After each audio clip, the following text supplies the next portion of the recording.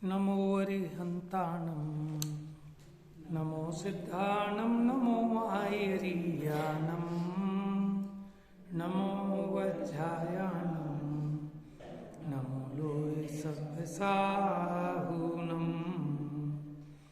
वन्दितु सर्वसिद्धे ध्रुवमचलमणोवमं गतिं पत्ते वोच्छामि समयपाहुळ सुध केवली भणिदं नमः समय साराय स्वानुभूत्या चकासते चित्स्वभावाय भावाय सर्वभावांतरक्षिदे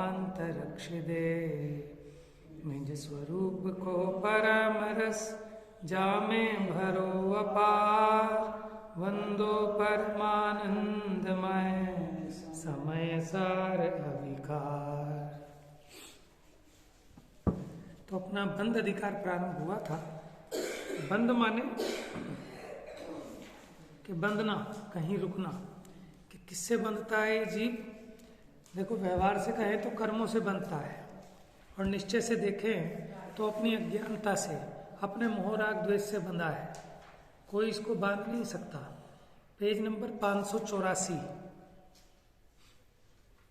बंध तत्व के स्वरूप का विचार कर रहे हैं कि जीव को बंधन होता किस चीज से है। हिंदी की गाथा पढ़ते हैं एक बार, पांचों गाथा 237 से 241 तक, 585 नंबर पेज पे। जिस रीत कोई पुरुष मर्दन आप करते तेल का व्यायाम करता शस्त्र से बहुरज भरे स्थानक खड़ा अरुताड़ कदली बांस आदि छिन्न भिन्न बहु करे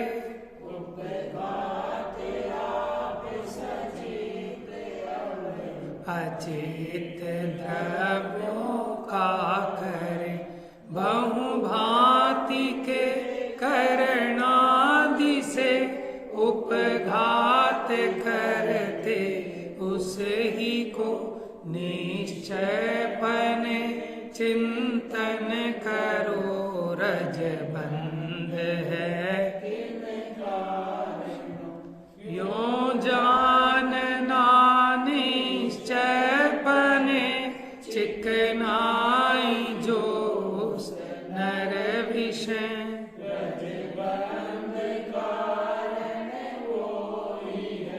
नहीं काय चेष्टा शेष है चेष्टा विविध में वर्तता इस भांति मिथ्या उपयोग में रागादि करता।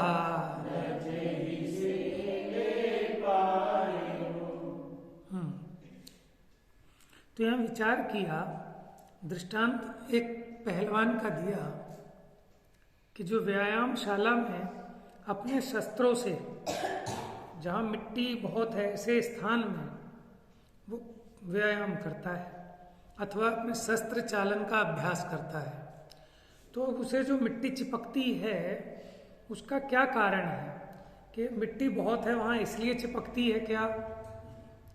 कि वो अपनी तलवार चला रहा है जो उससे वनस्पति आदि का छेदन भेदन करता है, इसलिए चिपकती है क्या?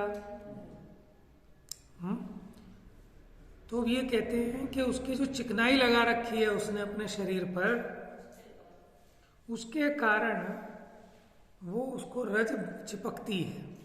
बाकी इसके अलावा कोई काय चेष्टा वो रज चिपकने का कारण नहीं है।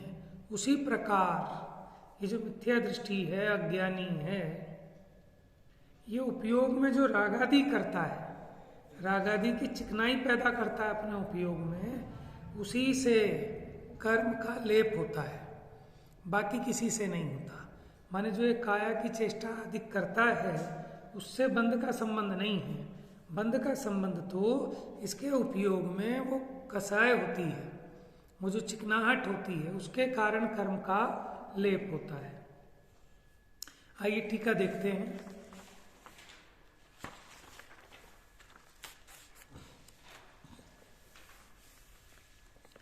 जैसे इस जगत में वास्तव में कोई पुरुष स्नेह से मर्दन युक्त हुआ, माने स्नेह माने चिकना पदार्थ, तेल आदि चिकने पदार्थ से मर्दन युक्त किया, माने उसको उसने मल लिया। स्वभावता ही बहुत सी धूलमय भूमि में रहा हुआ शस्त्रों के व्यायाम रूपी कर्म को करता हुआ अनेक प्रकार के करणों के द्वारा सचित्त तथा अचित्त वस्तुओं का घात करता हुआ उस भूमि की धूल से बद्ध होता है। बद्ध माने बंध जाता है, लिप्त होता है। यहां विचार करो कि उसमें से उस पुरुष के बंध का कारण कौन है। पहले जो स्वभाव से ही बहुत सी धूल से भरी हुई भूमि है, वह धूल बंध का कारण नहीं है, उसके कारण नहीं चिपकती। क्योंकि यदि ऐसा हो तो जिन्होंने तेल मर्दन नहीं किया है, ऐसे इस भूमि में रहने वाले पुरुषों को भी धूल का बंध होना चाहिए। लेकिन जिसने तेल नहीं लगाया उसके उस भूमि में ही उसके तो तेल नहीं चिपकता। बताया था ना एक दिन, धोबी धोके कपड़े सफेद सफेद चादरें और तौलिए वहीं यमुना के किनारे पे मिट्टी में बिछा देते, सुखा देते हैं। तो मैले क्यों नहीं होते? क्योंकि उसमें चिकनाई नहीं है। सरफ से उन्होंने उसकी चिकनाहट निकाल दी। तो मिट्टी में पड़ा हो तो भी रज उस पर चिपकती नहीं है, झाड़ते पूरा साफ है कपड़ा।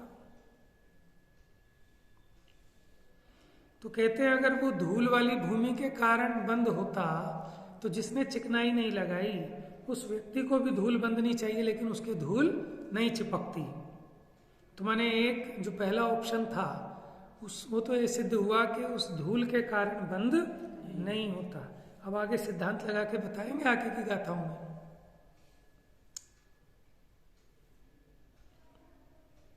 शस्त्रों का व्यायाम रूपी कर्म भी, कर्म माने कार्य, कि जो शस्त्रों से व्यायाम कर रहा है वो भी कर्म, वो भी धूल बंध का कारण नहीं है। क्योंकि ऐसा हो तो जिन्होंने तेल आदि नहीं लगाया उनके भी शस्त्र व्यायाम रूपी क्रिया के करने से धूल बंध का प्रसंग आ जाएगा। अनेक प्रकार के कारण भी धूल बंध के कारण नहीं है। क्योंकि यदि ऐसा हो तो जिन्होंने तेल आदि का मर्दन नहीं किया, करण माने भी साधन होते हैं, उनके भी अनेक प्रकार के कारणों से धूल बंध का प्रसंग आ जाएगा। माने उसके जो भी साधन हैं व्यायाम करने के, सचित्त तथा अचित्त वस्तुओं का घात भी धूल बंध का कारण नहीं। क्योंकि यदि ऐसा हो तो जिन्होंने तेल आदि का मर्दन नहीं किया उन्हें भी सचित्त तथा अचित्त वस्तुओं का घात करने से धूली बंध का प्रसंग आ जाएगा। इसलिए न्याय के बल से ये फलित हुआ कि उस पुरुष में तेल का मर्दन करना ये बंध का कारण है। ठीक है, अगर धूल नहीं चिपटानी हो तो तेल नहीं लगाओ। समझदार लोग जब घर से निकलते हैं सुबह तो तेल नहीं लगाते। क्यों? कि सारी धूल मिट्टी चिपक जाएगी। समझ में आया ना? क्योंकि अगर तेल नहीं लगा होगा तो आप एक कंघा करोगे, सारी धूल निकल जाएगी। तो उसी प्रकार ये सिद्ध हुआ कि उस पुरुष में तेल का मर्दन करना बंध का कारण है। माने बंध का कारण क्या ठहरा? कि उसने जो अपने शरीर पर तेल लगाया उसके कारण वो रज चिपकती है। इसी प्रकार मिथ्या दृष्टि अपने में रागादिक करता हुआ स्वभाव से ही जो बहुत से कर्म योग्य पुद्गलों से भरा हुआ है, ऐसे लोक में मन वचन काय की क्रिया करता हुआ, देखो जैसे वहां धूल भरी हुई थी ऐसे इस लोक में सब जगह कर्म परमाणु भरे पड़े। कारमान वर्गणाओं से लोक ठसाठस भरा पड़ा है। तो कारमान वर्गणाएं यहाँ पर बहुत सारी हैं। अगर इसलिए कर्मों का बंध होता हो तो सिद्धों को भी होना चाहिए, क्योंकि वो भी लोक के अग्र भाग में, वहां भी कारमान वर्गणाएं बहुत है, लेकिन उनके तो बंध नहीं होता। तो इसका मतलब कारमान वर्गणाएं बंध का कारण नहीं है। अनेक प्रकार के कारणों के द्वारा सचित्त अचित्त वस्तुओं का घात करता हुआ कर्म रूपी रज से बंधता है। यहां विचार करो कि इनमें से उस पुरुष के बंध का कारण कौन है। नंबर 1, स्वभाव से ही जो बहुत से कर्म योग्य पुद्गलों से भरा हुआ है ऐसा लोक, वो बंध का कारण नहीं है। क्योंकि अगर ऐसा हो तो सिद्धों को, सिद्ध भी तो लोक में ही है, लोक से बाहर तो सिर्फ एक आकाश है, बाकी 6 द्रव्य लोक में ही है। तो सिद्ध भगवान भी लोक में रह रहे हैं, उनके भी बंध का प्रसंग आएगा, वहां भी कारमान वर्गणाएं बहुत हैं। मन वचन काय का कर्म, मन उसकी क्रिया, वो भी बंध का कारण नहीं है। क्योंकि यदि ऐसा हो तो जो यथाख्यात संयमी हैं उनके भी मन वचन काय की क्रिया होने से बंध का प्रसंग आ जाएगा। देखो, जो यथाख्यात संयमी हैं 11वें 12वें गुण स्थान वाले, भले उनके चलना फिरना आदि नहीं होता, लेकिन अभी भी उनके काय योग तो है ही ना, तो उसलिए काय की चेष्टा आत्म प्रदेश का चलन होता है। और वचन 12वें गुण स्थान में तो बोलने रूप ना हो, लेकिन वचन योग तो शायद रहता ही होगा। 13वें में भी है, 13वें में तो वाणी भी खिरती है। और मन, तो ये तो हैं तीनों यथाख्यात संयमी के भी, लेकिन ये बंध के कारण नहीं है। वो तो कह रहे हैं इनकी क्रिया भी है, लेकिन वो बंध का कारण नहीं है। क्योंकि यदि ऐसा हो तो यथाख्यात संयमियों के भी काय वचन मन की क्रिया होने से बंध का प्रसंग आएगा। अब ये थोड़ा सा देखना पड़ेगा कि 13वें गुण स्थान में तो दिखाई देता है कि उनके वचन वाणी खिर रही है, काय की क्रिया भी हो रही है, विहार हो रहा है? और मन का प्रयोग तो नहीं है 13वें गुण स्थान में, 13वें से नीचे तक तो है।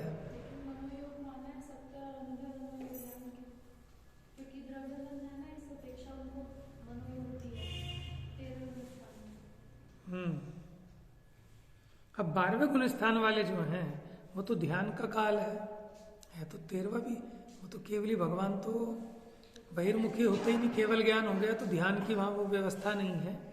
लेकिन इसके नीचे के जो 12वां गुण स्थान है, अब वहां तो वो ऐसे बैठे होंगे।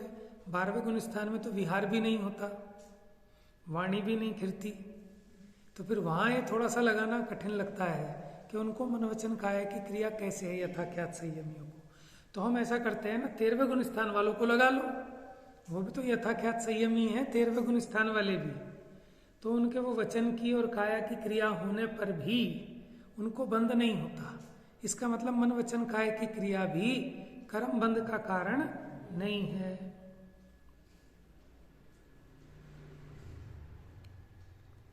अनेक प्रकार के करण भी बंध के कारण नहीं है, क्योंकि यदि ऐसा हो तो केवल ज्ञानियों के भी उन करणों से बंध का प्रसंग आ जाएगा।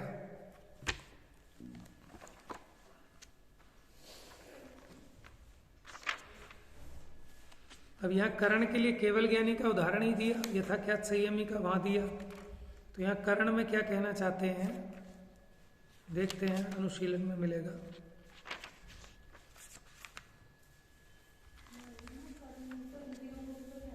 हाँ, बहुत बढ़िया, बिल्कुल। करण माने इंद्रियां भी होती हैं, लेकिन वो कह रहे हैं अनेक प्रकार के करण, लेकिन इनके तो वैसे इंद्रियों का तो प्रयोग ही नहीं है इनको, केवली भगवान को, इंद्रियों से थोड़ी है।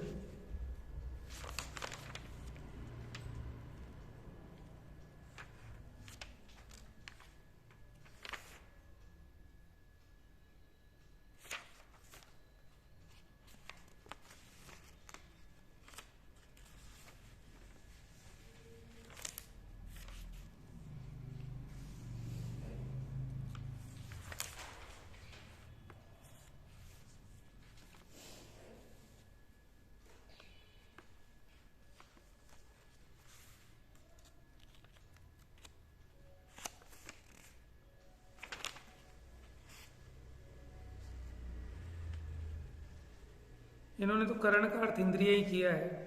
इंद्रिया भी बंध के कारण नहीं है, क्योंकि यदि ऐसा हो तो केवल ज्ञानियों के भी बंध का प्रसंग आएगा। वो तो द्रव्य इंद्रिया मात्र हैं, लेकिन वो ये कह रहे हैं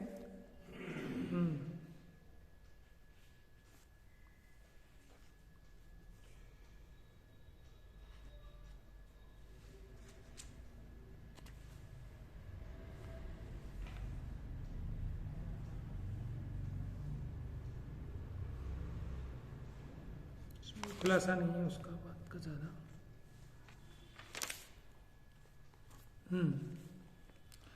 तो ये कहते हैं अनेक प्रकार के करण भी बंध के कारण नहीं है। करण का अर्थ इंद्रिया किया, क्योंकि यदि ऐसा हो तो केवल ज्ञानियों के भी उस करणों से बंध का प्रसंग आ जाएगा। अभी तात्पर्य वृत्ति टीका में और देखेंगे क्या अर्थ निकालते हैं, क्योंकि उनके द्रव्य इंद्रियां तो हैं, लेकिन उन इंद्रियों का प्रयोग तो है ही नहीं, इंद्रियों की क्रिया तो है नहीं उनको, बस। कहते हैं सचित और अचित वस्तुओं का घात भी बंध का कारण नहीं है, क्योंकि अगर सचित अचित वस्तुओं का घात बंध का कारण हो तो जो समिति में तत्पर हैं ऐसे साधुओं के भी बंध का प्रसंग आएगा, क्योंकि वो कितना भी बचाएं तो भी जीवों का घात तो होता ही है। इतने सूक्ष्म जीव हैं, कितने भी अत्याचार पूर्वक गमन करें तो समितियों का पालन करने वाले मुनिराज के भी बंध का प्रसंग आ जाएगा। अगर सचित अचित का घात बंध का कारण हो तो सचित और अचित का घात भी बंध का कारण नहीं, इंद्रियां भी बंध की कारण नहीं, ये लोक में भरी हुई कारमान वर्गणाएं भी बंध का कारण नहीं, और मन वचन काय की क्रिया भी बंध का कारण नहीं है। तो फिर बंध का कारण है कौन, कि किस कारण बंध होता है? तो ये फलित हुआ कि उपयोग में रागादि करण, माने उपयोग में रागादि का करना वो मात्र बंध का कारण है। यहां निश्चय को प्रधान करके कथन है, जहां निर्बाध हेतु से सिद्धि होती है वही निश्चय है। निर्बाध माने जिसमें कोई बाधा ना आए, हेतु माने कारण। बंध का कारण विचार करने पर निर्बाधतया यही सिद्ध हुआ कि मिथ्या दृष्टि पुरुष जिन राग द्वेष मोह भावों को अपने उपयोग में करता है वे रागादि ही बंध के कारण हैं। उसके अतिरिक्त अन्य बहुत कर्म योग्य पुद्गलों से परिपूर्ण लोक, मन वचन काय के योग, अनेक करण तथा चेतन अचेतन का घात ये बंध के कारण नहीं है। यदि उनसे बंध होता हो तो सिद्धों के, पहला कारण क्या बताया था कि जो कारमान वर्गणाएं भरी हुई हैं लोक में, तो फिर सिद्धों के भी बंध होना चाहिए, लेकिन उनके तो नहीं होता। दूसरा कहा यथाख्यात चारित्रवानों के, दूसरे में कहा ना मन वचन काय का योग अगर बंध का कारण हो तो यथाख्यात संयमियों के भी मन वचन काय का योग है, लेकिन उनके बंध नहीं है। फिर कहा केवल ज्ञानियों के कि अगर करण बंध का कारण हो तो इनके तो करण होने पर भी बंध नहीं होता। और समिति रूप प्रवृत्ति करने वाले मुनियों के, माने चेतन अचेतन का घात अगर ये बंध का कारण हो तो जो समिति पूर्वक प्रवृत्ति करते हैं ऐसे मुनियों के भी बंध होना चाहिए, क्योंकि उनके निमित्त से भी चेतन अचेतन का घात तो होता ही है, परंतु उनके तो बंध होता नहीं है। इसलिए इन हेतुओं में व्यभिचार दोष आया, माने सच्चे हेतु नहीं है, क्योंकि इनमें बाधा आ गई कि देखो कारमान वर्गणाएं भी लेकिन सिद्ध भगवान के बंध नहीं हो रहा, चेतन अचेतन का घात भी है लेकिन मुनिराज के बंध नहीं हो रहा, इंद्रिया भी हैं लेकिन केवल ज्ञानी के बंध नहीं हो रहा, मन वचन काय योग भी हैं लेकिन यथाख्यात संयमी के बंध नहीं हो रहा। तो तुम जो बंध के हेतु मानते हो ये हेतु ठीक नहीं है, ये तो व्यभिचारी हेतु है। इसलिए निश्चय है कि ये बंध के कारण नहीं है। तो बंध के कारण कौन है कि राग आदि। अब ये निर्बाध हेतु है कि जहां जिसको भी राग है वहां बंध अवश्य है। यह समिति रूप प्रवृत्ति करने वाले मुनियों का नाम लिया गया है और अविरत देश विरत का नाम नहीं लिया। इसका ये कारण है कि अविरत तथा देश विरत के बाह्य समिति रूप प्रवृत्ति नहीं होती, इसलिए उसके चारित्र मोह संबंधी राग से किंचित बंद होता है, इसलिए हमने समिति वाले मुनि पकड़े। इसलिए सर्वथा बंध के अभाव की अपेक्षा से उनका नाम नहीं लिया। यद्यपि उनके कुछ बंध का अभाव हुआ है, लेकिन अभी वो अपेक्षा गौण है। वैसे अंतरंग की अपेक्षा से तो उन्हें भी निर्बंध ही जानना चाहिए। किनको? चौथे पांचवें गुण स्थान वाले। तो यहां ये सिद्ध किया कि बंध का असली कारण कौन है, कि ये जो रागादि भाव हैं यही बंध के कारण है। ये कारमान वर्गणाएं ये बंध का कारण नहीं, मन वचन काय का योग ये बंध का कारण नहीं, ये इंद्रियां ये बंध का कारण नहीं, और क्या रहा? चेतन अचेतन का घात ये बंध का कारण नहीं। तो जीव उनमें तो पुरुषार्थ करता है, उन्हें तो रोकने का पुरुषार्थ करता है, लेकिन अपने उपयोग में राग द्वेष मोह भाव का अभाव नहीं करता, तो उसके बंध का अभाव होने वाला नहीं। माने जिस रोग को मिटाना है तो पहले उस रोग का कारण अच्छे से जानना चाहिए।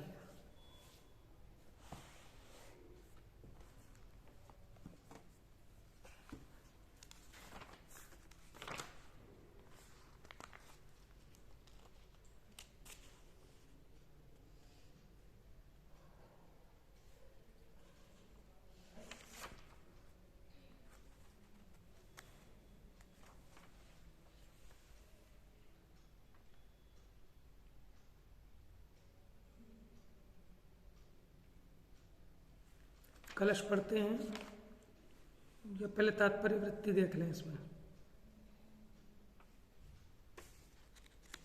कलश बाद में पढ़ेंगे, पहले तात्पर्य वृत्ति पढ़ते हैं इन्हीं गाथाओं की, है ना। Page number 589 589। हम ऐसे ही पढ़ेंगे, जो गाथा होगी ना, पहले अमृत चंद्राचार्य की टीका पढ़ लेंगे, फिर तात्पर्य वृत्ति पढ़ लेंगे, फिर उसके बाद कलश लेंगे, ठीक है।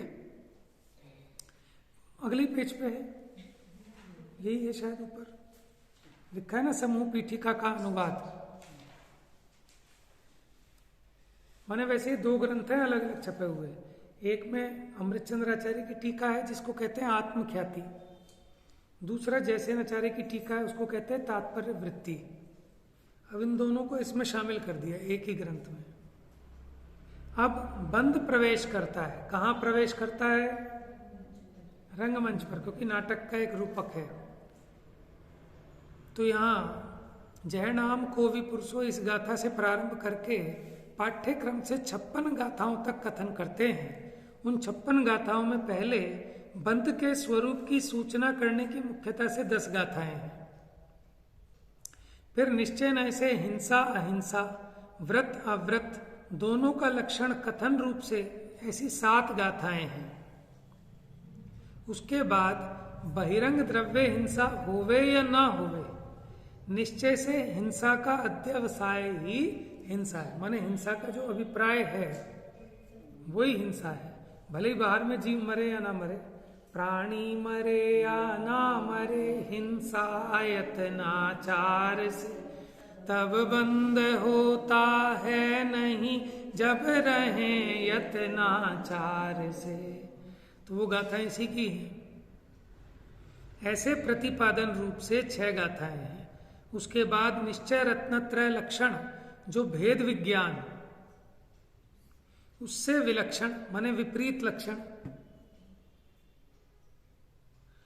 जो व्रत अव्रत हैं, इनको भिन्न क्यों कह रहे हैं कि एक पुण्य रूप है एक पाप रूप है। उनके व्याख्यान की मुख्यता से 2 गाथाएं हैं।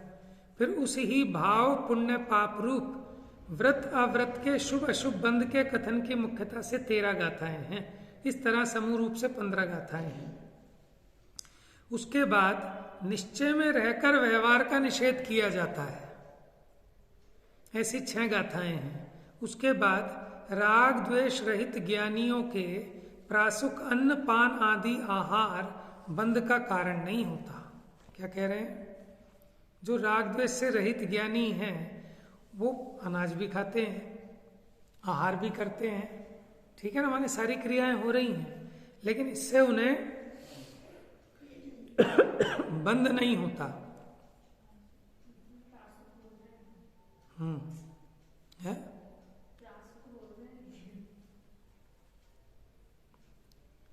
ज्ञानियों के प्रासुक अन्न पान आदि आहार बंध का कारण नहीं होता। हाँ हाँ, लेकिन आहार तो ले रहे हैं ना, लेकिन वो बंध का कारण नहीं होता।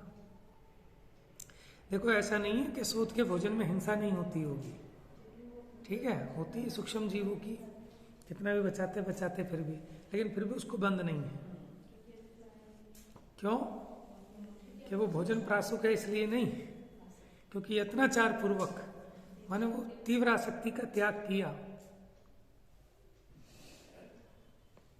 इस प्रकार पिंड शुद्धि के कथन रूप से 4 गाथाएं हैं। फिर क्रोधादि कषाय कर्म बंध के निमित्त होती हैं, उनके चेतन अचेतन बाह्य द्रव्य निमित्त होता है, परंतु शुद्धात्मा बंध का निमित्त नहीं होता। इस प्रकार से 3 गाथाएं हैं। ऐसे समुदाय रूप से 56 गाथाओं द्वारा 8 अंतराधिकारों द्वारा बंधाधिकार में समूह रूप भूमिका पूर्ण हुई। पहले उस अधिकार का इंट्रोडक्शन दे दिया। अभी जो हमने गाथा पढ़ी थी 237 से 241, तात्पर्य वृत्ति में इनका क्रमांक संख्या आगे बढ़ती है थोड़ी सी, यहाँ 253 से 257 है।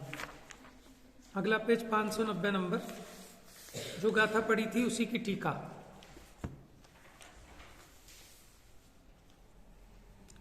बहिरात्मा जीव से संबंधित बंध का कारणभूत श्रृंगार सहित पात्र के समान, श्रृंगार का मतलब वेशभूषा में, मिथ्या ज्ञान का नाटक रूप से पात्र रूप से प्रवेश होता होने पर शांत रस रूप परिणत वीतराग सम्यक्त्व का अविनाभूत रहने वाला भेद ज्ञान उस मिथ्या ज्ञान का प्रतिषेध करता है, ऐसा उपदेश देते हैं। जैसे कोई पुरुष शरीर में तेल मालिश करके धूल भरे स्थान में रहकर शस्त्रों द्वारा व्यायाम अभ्यास श्रम करता है और उसी प्रकार छेदता भेदता है, किसको? ताल, तमाल, कदली, बांस, अशोक नामक वृक्ष विशेषों को, तत्संबंधी सचित अचित द्रव्यों का उपघात करता है। उपघात करते हुए उसके अनेक प्रकार के उपकरणों द्वारा निश्चय से चिंतन या विचार करो कि किस कारण से उसके धूल बंद है। इस प्रकार पूर्व पक्ष रूप से 3 गाथाएं हुई। अब यहाँ उत्तर है कि जो तेल से उस पुरुष ने मालिश किया है वह तेल का मालिश ही उसके बंध का कारण है, ऐसा निश्चय से जानना चाहिए, किंतु शेष काय व्यापार चेष्टा आदि से बंध नहीं होता है। क्या कह रहे हैं? शेष काय व्यापार चेष्टा आदि से बंध, हम जिसे बंध का कारण मान रहे हैं ना, वास्तव में इससे बंध होता ही नहीं है। हम काय को बंध का कारण मान रहे हैं कि हम खाते हैं, हम पीते हैं, हम सोते हैं, हम जाते हैं, हम कमाते हैं, है ना, इन सबको बंध का कारण मान रहे हैं, लेकिन एक्चुअल में ये बंध का कारण नहीं है। इन क्रियाओं के पीछे जो इनको करने का राग है वो राग बंध का कारण है।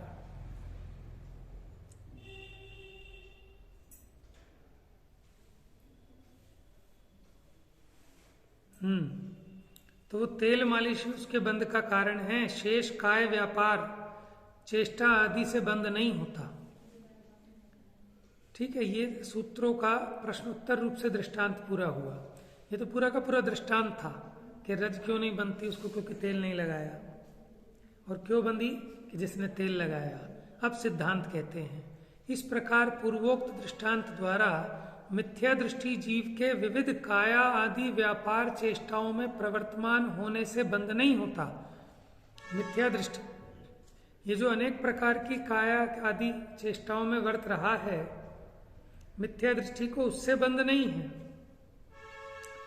शुद्धात्म तत्व के सम्यक श्रद्धान ज्ञान अनुचरण रूप सम्यक दर्शन ज्ञान चारित्र का अभाव होने से मिथ्यात्व रागादि उपयोग रूप परिणाम को करता हुआ कर्म रज से लिप्त होता है। कि क्यों हुआ? मिथ्या दर्शन, मिथ्या ज्ञान, मिथ्या चारित्र के कारण उसका उपयोग जो रागादि रूप मलिन हुआ, उससे उसे कर्म का बंध होता है। जैसे तेल मर्दन किए हुए पुरुष के रजो बंध होता है, उसी प्रकार मिथ्यात्व रागादि परिणत जीव के कर्म बंध होता है। इस प्रकार बंध कारण पने के तात्पर्य से 5 गाथा सूत्र पूर्ण हुए।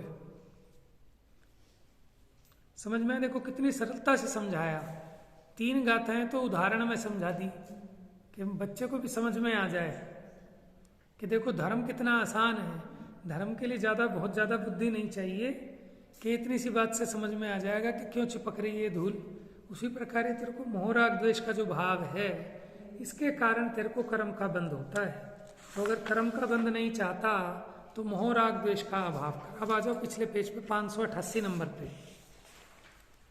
अब इसी अर्थ का कलश रूप काव्य कहते हैं।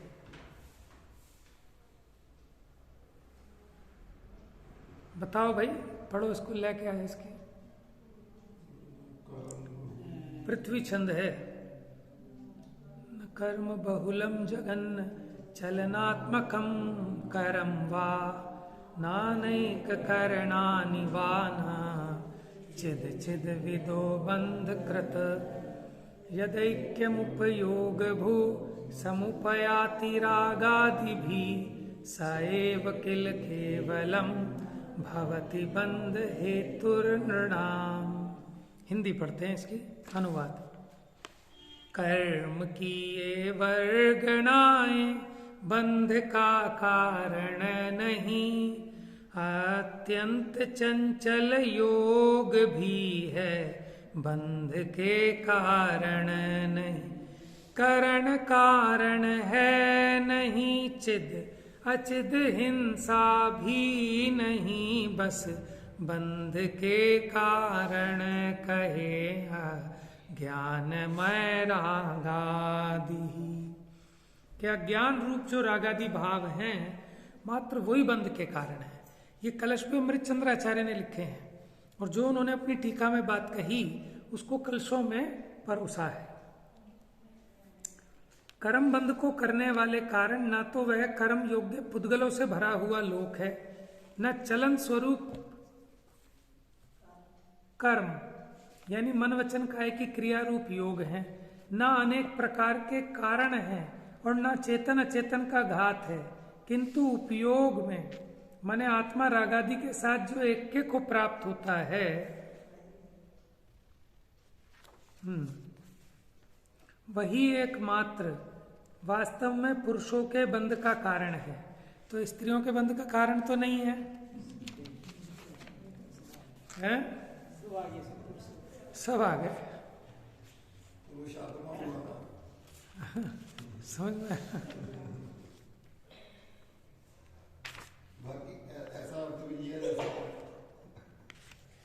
क्योंकि वो एक पूजा चलती थी ना, संसार में विष बेल नारी तज गए जोगीश्वरा।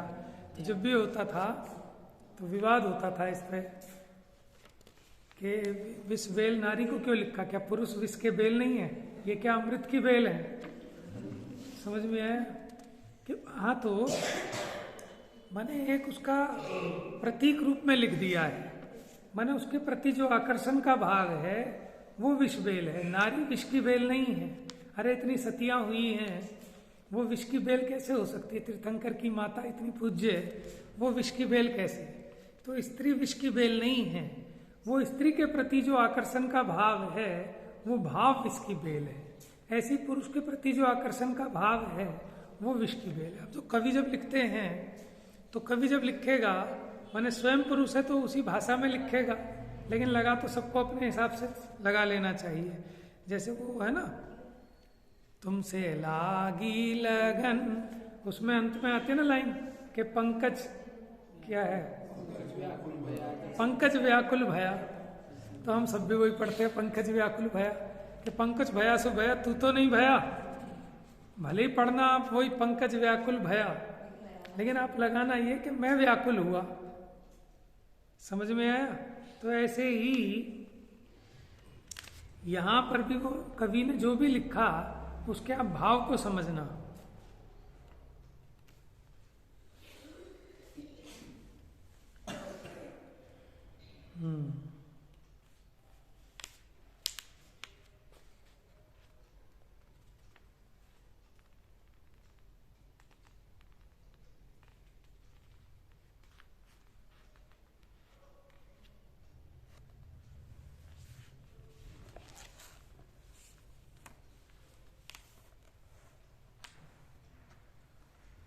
देखो अब 4 बातें चल रही हैं और ये अब पहली बात क्या थी कि बंध का कारण कौन नहीं है, कि ये कारमान वर्गणाओं से भरा हुआ लोक ये बंध का कारण नहीं है।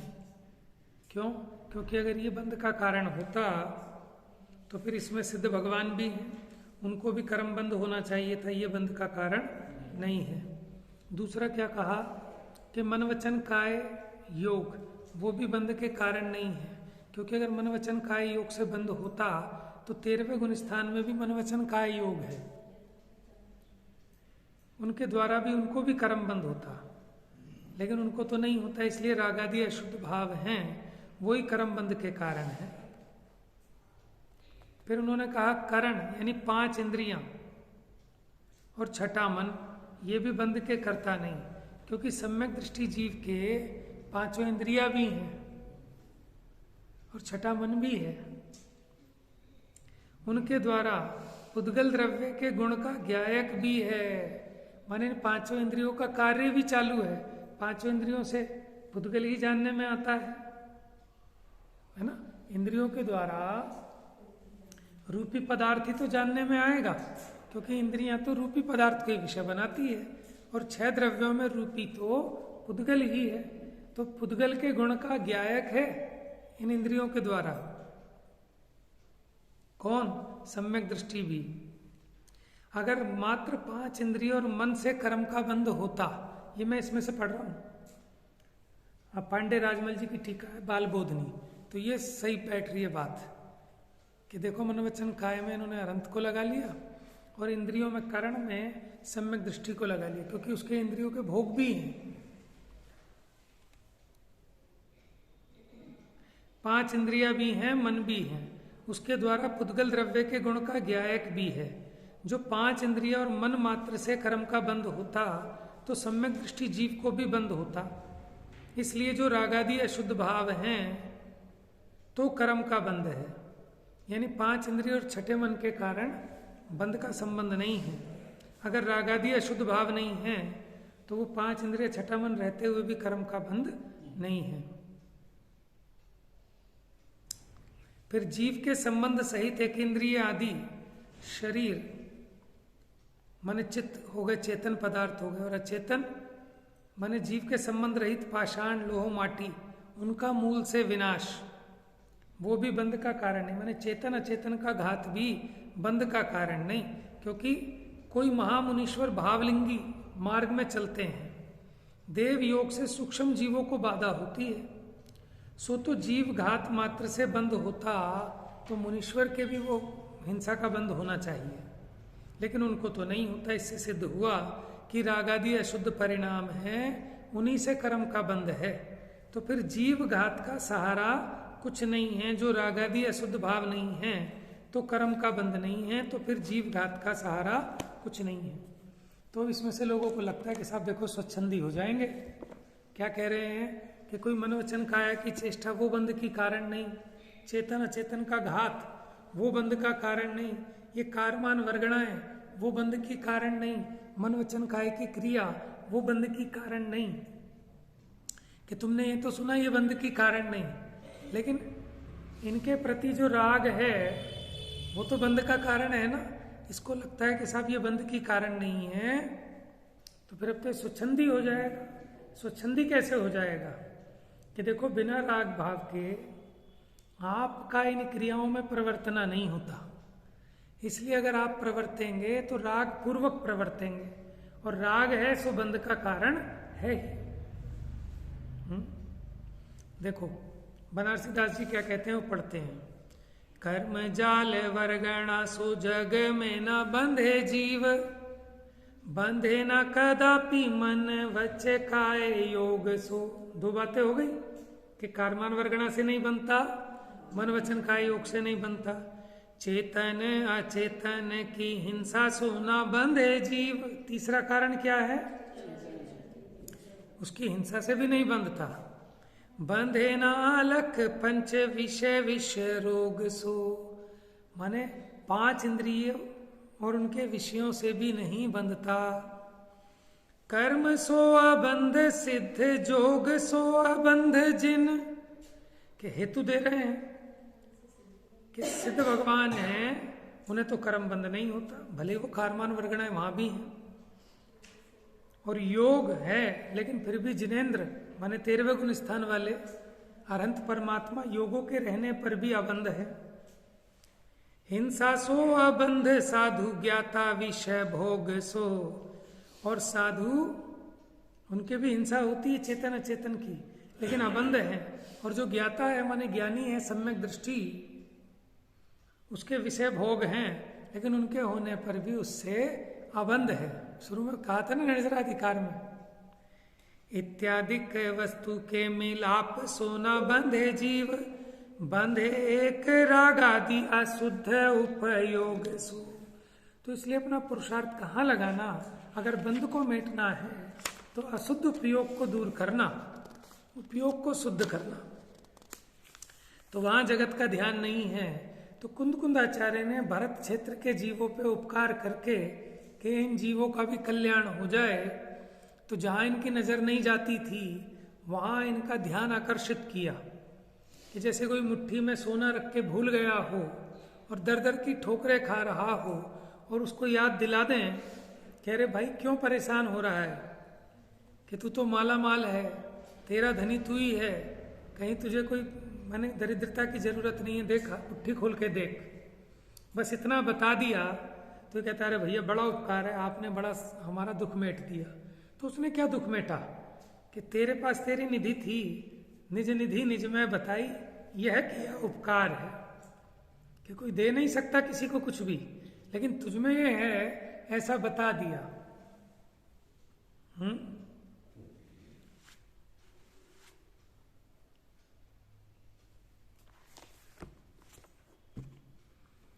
अब इसके बाद 253 से 257 तक फिर 5 गाथाओं का एक गुच्छा है।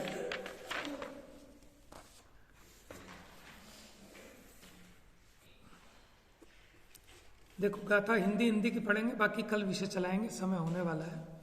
599 नंबर, 591 नंबर पेज पर, सम्यक दृष्टि उपयोग में रागादि नहीं करता। जो गाथा है ना उसके ऊपर उत्थानिका है। उपयोग का और रागादि का भेद जानकर रागादि का स्वामी नहीं होता, इसलिए उसे पूर्वोक्त चेष्टा से बंद नहीं होता। हिंदी की गाथाएं पढ़ते हैं अगले पेज पे। गाथाएं वैसी सी हैं लेकिन अब ये ज्ञानी के लिए। जिस रीत फिर वो ही पुरुष उस तेल सबको दूर कर व्यायाम करता शस्त्र से बहुरज भरे स्थानक ठहर अरुताड़ कदली बांस आदि छिन्न भिन्न बहु करे उपघात आप सचेत अवर अचेत द्रव्यों बहुभांति के करणादि से उपघात करते उस ही को निश्चय पने चिंतन करो रजबंध नहीं किन कारणों यो जानना निश्चय पने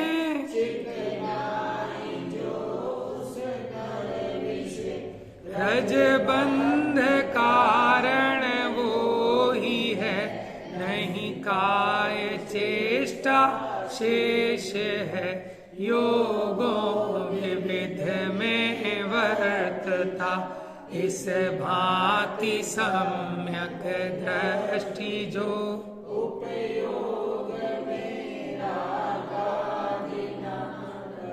रज ही नहीं ले पा।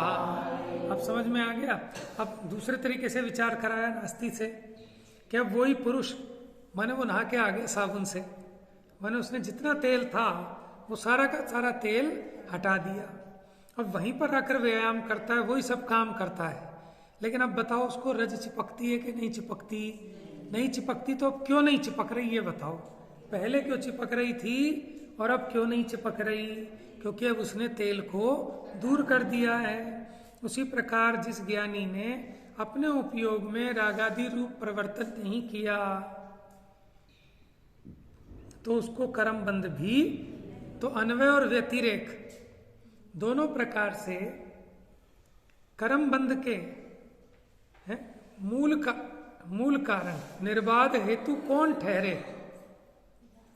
के उपयोग में रागादि रूप परिणमन वही बंध का मूल कारण है। उसके अलावा और कोई क्रिया, मन वचन काय की क्रिया, कारमान वर्गणाएं, चेतन अचेतन का घात, 5 इंद्रियों का विषय में प्रवर्तन, ये बंध का कारण नहीं है।